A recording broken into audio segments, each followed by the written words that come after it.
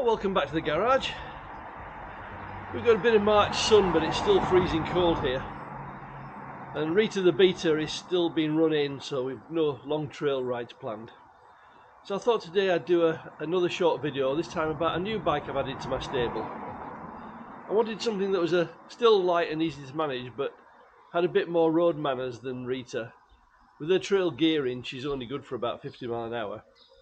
But I also wanted it that it could be pushed into service as a second trail bike on some of the easier gravel trails if somebody turned up at the house that didn't have a bike and wanted to go out. So I got myself one of these.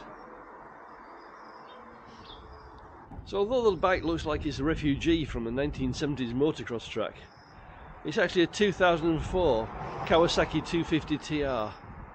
It's a Japanese domestic model that apes the looks of the KT 250 from the 70s.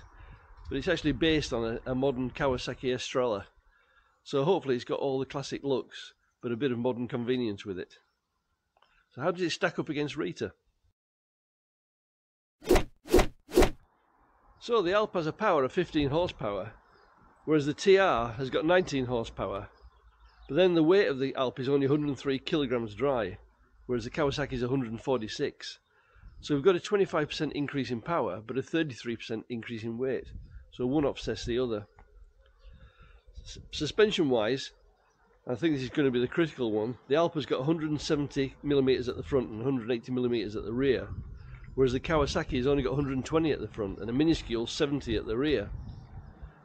But maybe we can do something about that, because the seat height on the Alp is a very lowly 830mm, but the Kawasaki is even lower at 778. So we might be able to fit some longer shocks and get some of that suspension range back into it. Apart from that, the only other difference is that the Alp has a proper 21-inch off-road wheel, whereas the Kawasaki has a slightly smaller 19-inch wheel. So facts and figures are one thing, but how does it ride? The only way to tell is take it out and give it a try. Let's go. Right. I reckon if we're going to go 1970s, we should go full 1970s. Like this. Not going to miss me in this one, are you? Off we go.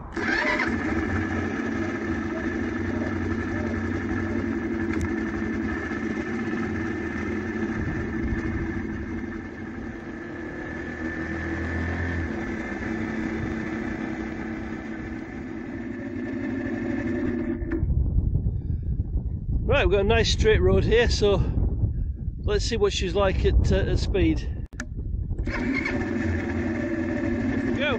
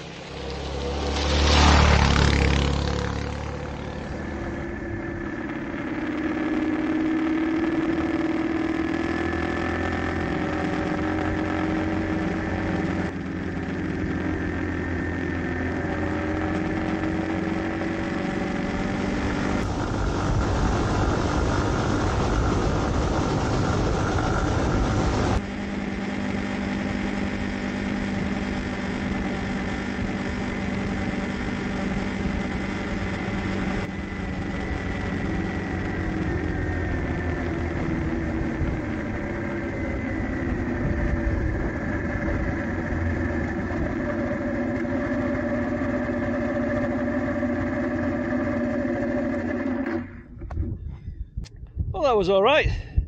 Ducky got up to 1670 without any issues. A little bit lively on the block tyres, but other than that we were okay. I need to stiffen up the rear suspension though, because some of those big dips were definitely getting through to my spine. So a little bit more support needed for my lardy weight. Right, let's go see if we can find some dirt roads to play on.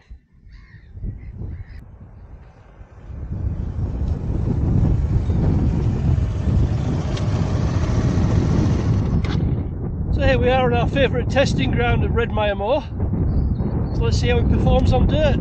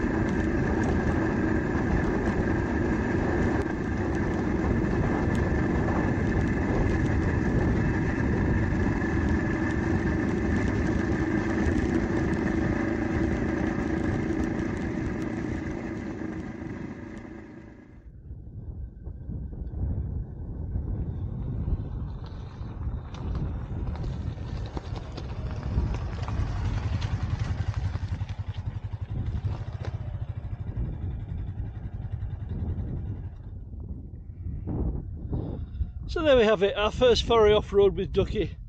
And he wasn't too bad, all told. I mean, it wasn't the world's greatest off-roader, but better than expected, let's say. The 19-inch front wheel felt a little bit more squirrely, but not uncontrollable. And the rear shocks actually were better off-road, probably because my fat ass wasn't on the seat. Riding position wasn't too bad. Definitely something that could be pressed into service for the occasional high day. So that's all from me and from Ducky. Until the next time.